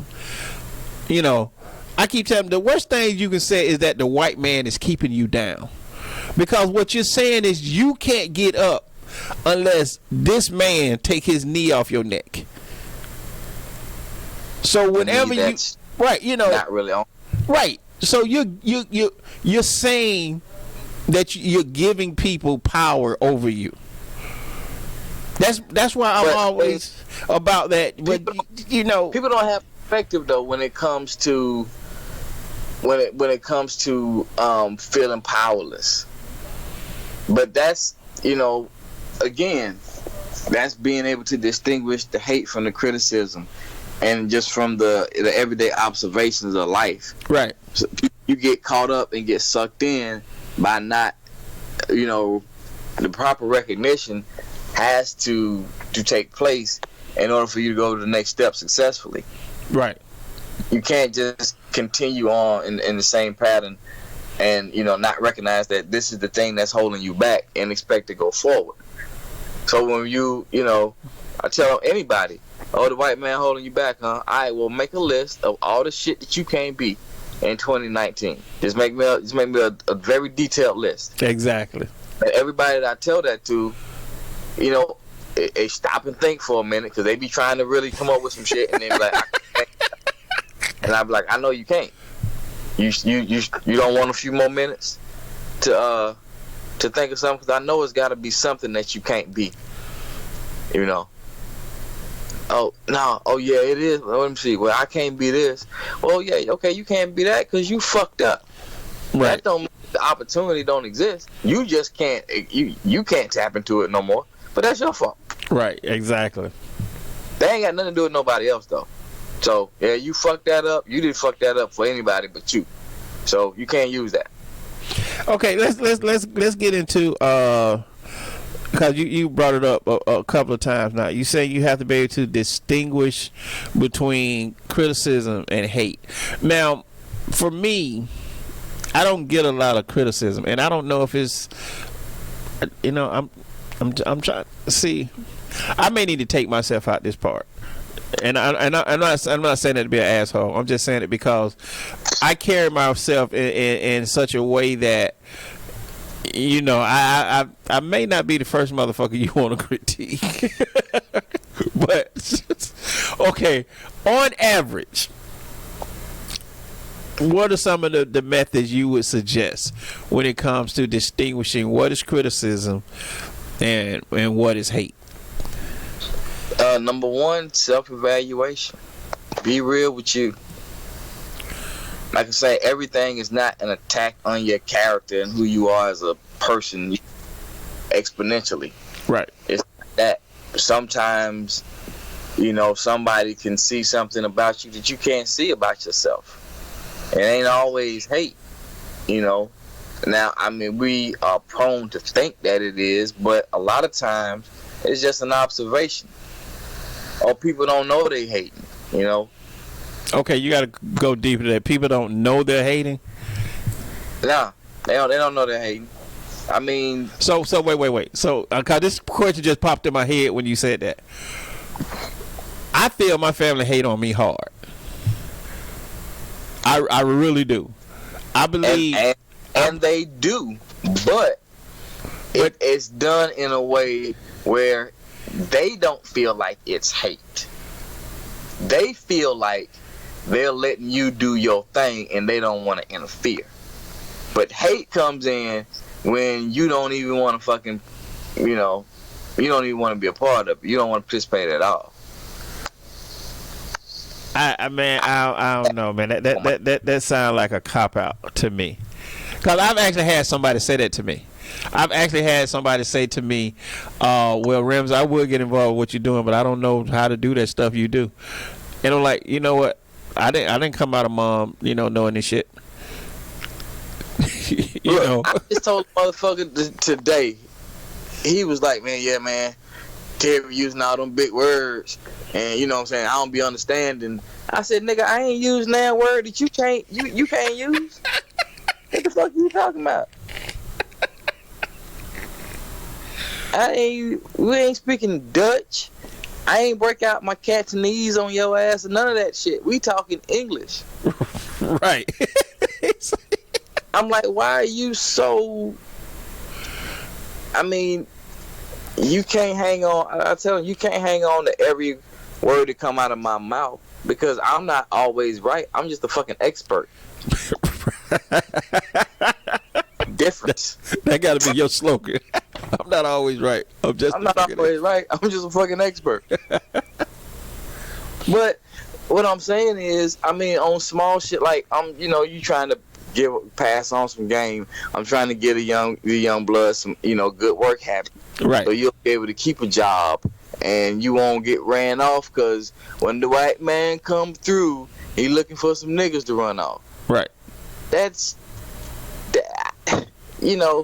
whatever with that. If that's what you really think about your life, that's the kind of energy you're gonna draw to you. That's just point blank period. I feel like when the white man come through, this motherfucker is coming through to look at me to get some goddamn game. He coming to take notes. And that's what the fuck I'm gonna make him feel like he need to do. When you roll up, hey, look, glad you came through. This what I need from you. I need this. How fast can you get it? You got me held up right now. Okay, well, I get what you're saying, man, but I gotta be honest, man, and you may have to, you don't open a door now that I gotta go and reevaluate some shit, because look, this is the same thing the police do. The police are trained to take control of the situation immediately. When they pull you over and they touch the back of your damn car, they are then taking control over the entire situation, and you as the citizen or the non courthouse employee in that jurisdiction, you are acquiescent to all of the laws and the penal codes that this cop is about to spit at you. Right. Because he has control of the situation. Right. Same thing with the haters. When you understand or you recognize that there is some hate and it's directed towards you, after you laugh and you take back the power that the motherfucker thought they took from you, that's when you take control over the situation. And like I said, if me shooting this jump shot like Steph Curry, if Steph Curry shooting this jump shot makes you mad, watch this disrespectful motherfucker shoot the jump shot and be running back down court before it drops. Right. So now you really mad. But what you gonna do about it? Right. Nothing. Watch the fucking tape like everybody else. Because there's nothing that you can do to stop it. And that's what I'm saying. When you laugh at these haters and you take control over the situation, there ain't nothing they can do to stop you. Just keep doing the shit that you doing that made them hate the first time. Right, but now you got me, like, you really got me stuck on this. They might not know they're hating. I gotta put a pin in that, because here's the thing. Like I've said, like my mom gave me the best explanation why family and friends don't support you, and I've always took that, because I believe what she's saying. She's always said, she said, it's not that they don't support you, it's that they can't see you as no more than a member or a close friend. 1,000 motherfuckers may scream and yell when T.I. hit the stage, but at a family barbecue, the motherfucker just tip. So, right. But and so I've always taken it. See, again, the first thing about me is I believe adults are responsible for themselves. So until you show me otherwise, everything you do, I feel you're doing it on a conscious level. So now that you said some people hate and don't even know they're hating, I'm like, oh, wait a minute.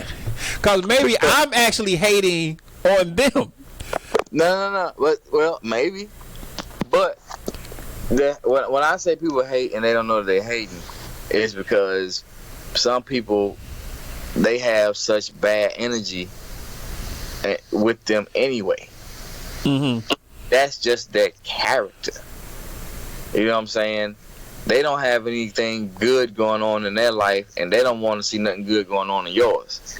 Right. So whatever they say, their whole demeanor, their whole energy is on some negative shit, and they may not even know that they're saying some things to tear you down, because that's who they are. they may be so torn down themselves that they can't do nothing. Don't have nothing to build nobody up with. And those are the ones that I mean that they don't know that they're hating. You know, there's some people who, they're so insensitive to other people's feelings that you don't know when you've offended somebody. You know, and people are so thin-skinned and so easily offended nowadays. I mean, you could do any damn thing. You could be rolling up your window and offend somebody. Yeah. Like, it's my fucking window. It came with my car. I can roll this bitch up when I feel like it. How you gonna get mad because I rolled up my own window? Yeah, I see people do that. Like when I'm driving. Like if I'm driving and I'm merging over, and I see a motherfucker 2 cars behind me step on the gas, I get over in front of their ass. Even. And I've actually seen people like get upset and roll their eyes at me like I'm wrong. You know, I'm like, motherfucker, you saw me coming over, so how in the fuck am I in the wrong when your ego won't let you press your fucking brake? You know, it's damn, man. I may be a hater. You really got me thinking. I'm serious, man. You really do. You got me thinking because there's a lot of shit that I don't tolerate. You know, and I always thought that I didn't tolerate it because, again, my method of living this life is adults are adults. I don't give a fuck what come out of your mouth. I base everything I do off of your actions. So when you do something or don't do something, then that's where I'm gonna put my judgment, because I can put my hand on that. You know what I'm saying? Mm-hmm. Like, I can schedule a meeting with somebody and you don't damn show up. Okay. Right. And I'm like, oh damn, they just forgot about the damn meeting. I guess, you know. But now, if when I speak to you, you can give me whatever damn excuse you want to give me. But then the next time I set up a meeting with you, you don't show up again. Okay, I don't give a fuck about what excuses you have. Your actions tell me you don't give a fuck about meeting. You know, that's the way I've always lived my life. I judge people based solely on your actions. But now that you're saying people, because I'm gonna be honest, I stopped reaching out to my family about 4 or 5 years ago. I don't. And what I mean by that, I don't mean in the aspect of being a family member. I mean in the aspect of, y'all, come on, let's do this shit together. Everybody, come on, you know, this shit is going, we can make some shit happen. I don't do that anymore. And the reason why I don't do it is, again, based off of that. I sat down with Tiffany one day and I was like, you know what? All the shit that we've done, all the evidence that's there, you know, that says ramp. Now, again, I'm not where I want to be, and I don't pretend like I am, you know. But there's so much evidence that says this motherfucker put his hand on this, and he turned it into that. And he told us he was going to do that. So I don't understand what else motivation there need to be. But now you have me thinking that maybe I'm the motherfucker that's hating. Well, and then, you know, sometimes people are afraid of success. You know, I think that the biggest detractor from being successful is just the fear of it. And, you know, that unknown.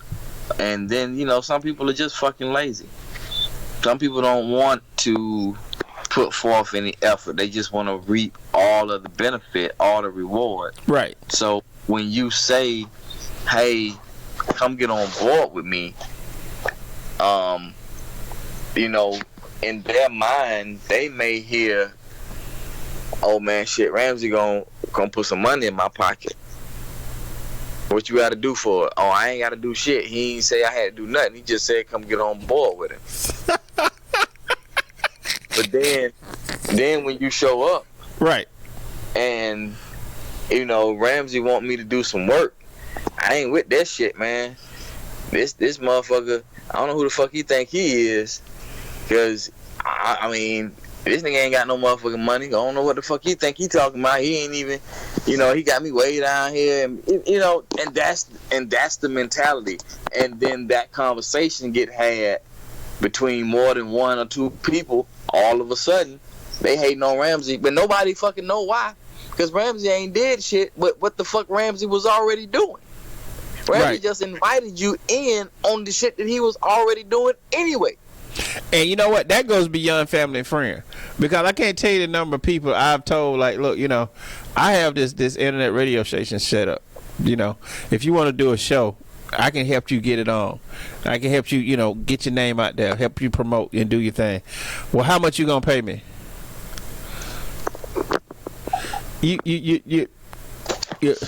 You're flipping fucking burgers at Burger King.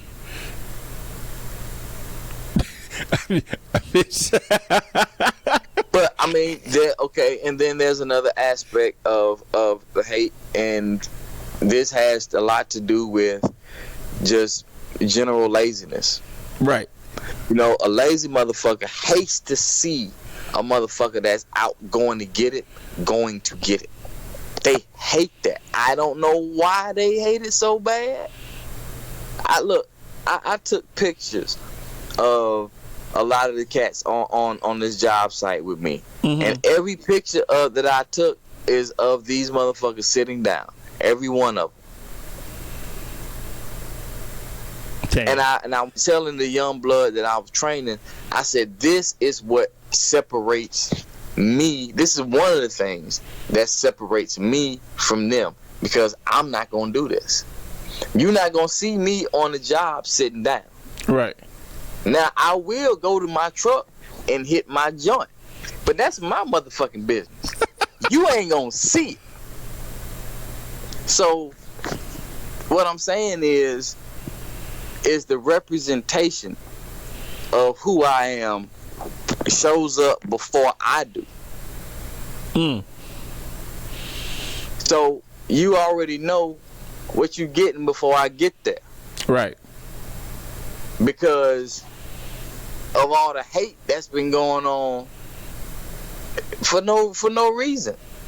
They'll be like you said, a motherfucker crowns you. You ain't been there 15 minutes. You already wearing a crown that you didn't even ask for. Right. Why? Because you're supposed to. You're not, and that's the whole thing. You can't assume that a person is somewhere that they're not supposed to be. A lot of dudes, they used to be like, man, I don't think I can get on the base. I need a job, but shit, I got felonies.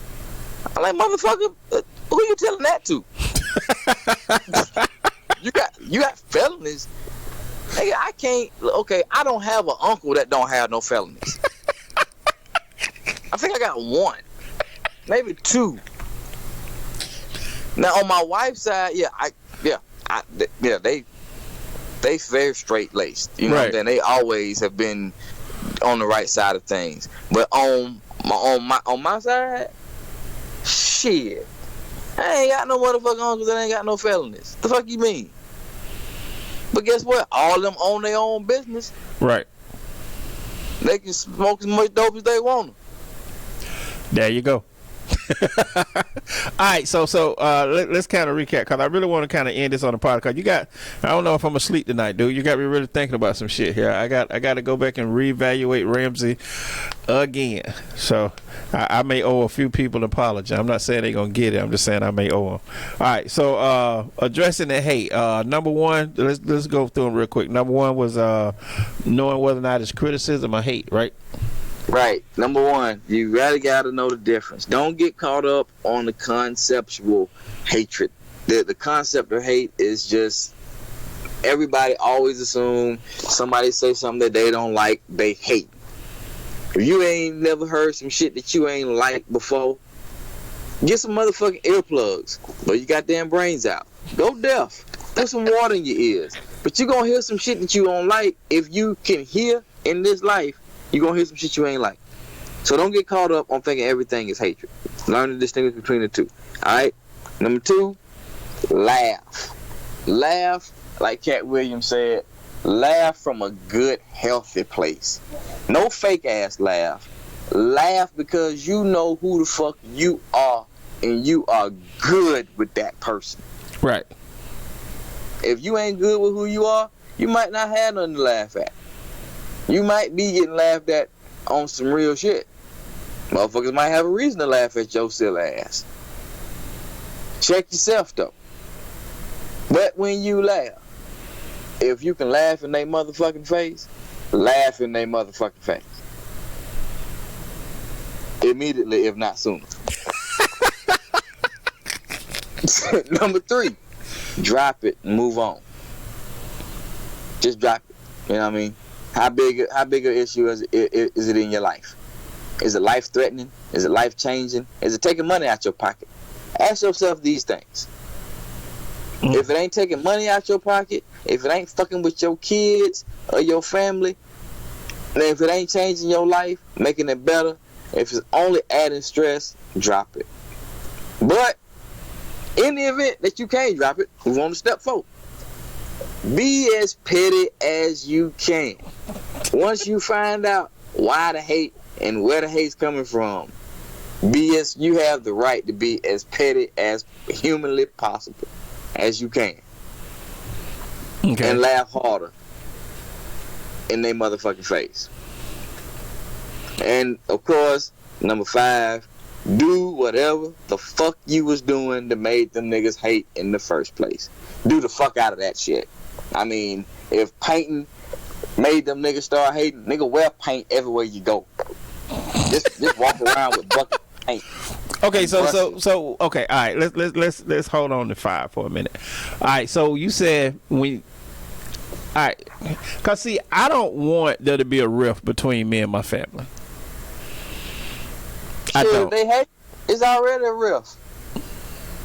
But okay, but you said see when know you if it's a real rift, if it's real hate, or if it's observation.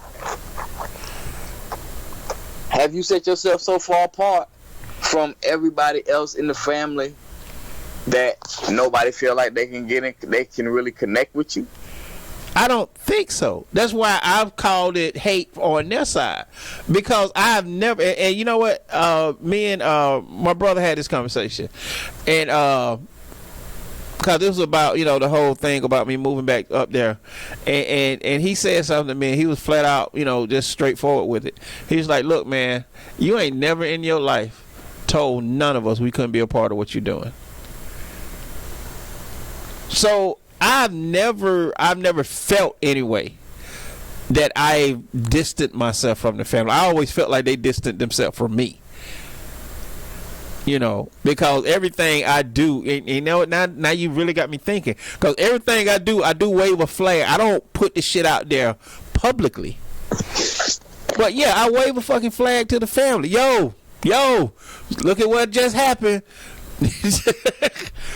And somebody will see that is that he goes showing off again. Right. So that's what you got me thinking about now. Like, there go Ramsey again, waving that goddamn flag. The fuck he done did this time? And see, when that conversation starts to happen, that's not an observation at that point. That's just hate. But, since you can't find out why, because the motherfucker ain't gonna be real enough to tell you why, laugh in they motherfucking face and do the fuck they start hating on you for. But is it cool to laugh in their face if they feel I'm hating? Because see, that's what I'm saying. Right now, I used to be like, again, my whole thing was you're a grown ass person. You do what you do. Like I've had conversation with family members about doing shit and never heard from them. I've been like, look, I ain't gonna charge you shit. Come on, let's do something. And it never goes beyond that conversation. Or there's always an excuse why not. But now I'm sitting here thinking, like I told you, one of my sisters told me she could not get involved with what I'm doing because she don't know what I'm doing. She don't understand the techniques of what it take to do what I do. And I wrote that shit off as just simple bullshit. But now I'm sitting here thinking maybe it wasn't bullshit. See, this whole people can hate and not know they're hating got me fucked up. Yeah. Oh. I mean, they absolutely can, and then when you bring it to them, they're shocked that you have taken it like that, because that's definitely not how they meant it. But that's what it feels like, and that's, you know. Right. Because like, okay, and we coming down to time, but let me just put, because you really got me going tonight now. I've had so many people in my family say to me, Ramsey, we knew you was going to do it. We always knew you were going to be something special. And I've never in my life saw that as a compliment. My response has always been to that. If you knew I was going to do this shit, and you saw me struggling to do it, why the fuck did you get involved? But now I can I guess I can kind of see it now as a pat on the back. When I never saw it as a pat on the back. I always saw it as, you know. We started running, but we knew you could swim. So, you know. Yeah, we saw you drowning, but we kind of figured out you splashing in the water. We kind of figured you figure it out eventually. We didn't know if you were swimming or if you were just bullshitting. So, since I don't swim that good, it wasn't no point in me jumping in. Somebody had to save both of us. So, cuz let me take my hat out to you, man. You really came up with one tonight. You really got some shit. I'm serious, bro. I got to take some time and reevaluate the way that Ramsey move and think, because yeah, I have to really not. Damn, I got to go back and look at a lot of situations and say, do they know they was hating? Okay, but anyway, give us a shout out, man. You got about 30 seconds. I want to shout out my oldest daughter, who is graduating tomorrow. It's been a long road through this high school. I mean, just raising kids, period, is, you know, it's a very different time that we live in, and I'm just thankful that, you know, she did it with no babies. Look, this people don't think we live in a place where, you know, some strange shit didn't happen to these kids. Like, I knew one dude that we might have thought possibly might have been gay. Nobody knew for sure. You know, it was a lot of hate though. It was a lot of hate because all the girls liked the nigga because he was light skinned and had curly hair. Right. So, you know, it was automatic. Hey, this nigga gay. We don't know for sure, but it was just it took me aback when I was taking my son and my youngest daughter to school, this elementary school. I think they were like in the 4th and 5th grade. And we saw a little dude get out of his mama's car with all this pink on. Now, I know Cameron had thought that he was making this shit cool. But we do this shit at the hospital off the rip to distinguish the baby's gender. Right. You know, so let's not lose sight of that. Anyway, the little fella got out of his mama's car, twisting and just carrying on, and like, motherfucker, you like 9. What the fuck wrong with you? What the fuck wrong with his mama? And then I go into my whole conspiracy theory. Is it the vaccines? Is it the, you know, what the fuck is really going on here? It's just the trends that we in. But my baby didn't fall victim to none of that shit. So I just want to shout out. Okay, well, cuz tonight I'm gonna shout you out. I gotta give you a shout, sir, cause you really have. I'm serious. You have woken up something in me that, like I said, you know me, so I'm not trying to be perfect. I'm just trying to be better, you know. And you know what? All it's about. And you know what? And the more that you try to be better, man, the more hate you gonna get. Well, damn. Man, I guess. One thing that you told me one day, we were having a conversation about the motherfuckers that's trying to get rich and the difference between motherfuckers that want to be the best. Right. Motherfuckers that's chasing money, that's all they talk about is the money. That's true. And that's the end result. But motherfuckers that's trying to be the best, they never talk about the fucking money, because the money is a byproduct of being the fucking best. Exactly. That's it. I can't say it no better than that. All right, ladies and gentlemen, thank you all for participating And tonight. doing that. Yeah. You ain't gonna let me. I could have had that slip up. You gotta just let that one slide. All right. Again, I don't know, man. I guess we got a few more shows before we take a break. But please remember to tell a friend and tell a friend and tell a friend and tell a friend until a friend tell you about Raw Radio and Just Kicking It. This is Ramsey. Y'all have a beautiful evening.